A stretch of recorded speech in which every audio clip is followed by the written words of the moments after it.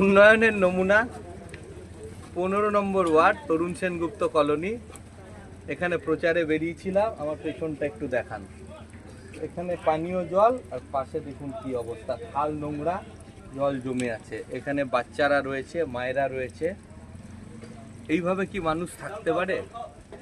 মাননীয়া বিদায়ী বিধায়িকা, আপনাকে বিদায়ী বলছি কারণ আপনি আর ফিরে আসতে পারবেন না।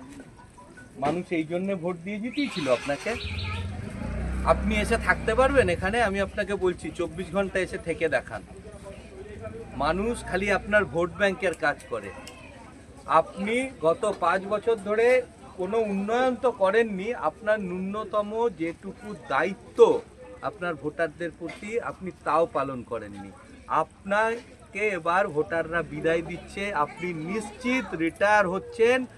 এবার উত্তর দমদম উন্নততর উত্তর দমদম হবে, ভারতীয় জনতা পার্টির প্রার্থী এখানে জিতবে এবং আমি কথা দিয়ে যাচ্ছি 1 মাসের মধ্যে এই খাল আমি সংস্কার করাবো, এই নোংরা আমি পরিষ্কার করাবো।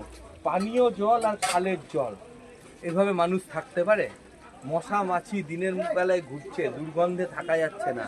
আপনি লজ্জা করুন। শেম অন ইউ চন্দ্রিমাদি। এইরকম নতুন নতুন আপডেট দেখার জন্য বেঙ্গল ন্যাশনাল টিভিকে ফলো, লাইক, সাবস্ক্রাইব, শেয়ার করুন।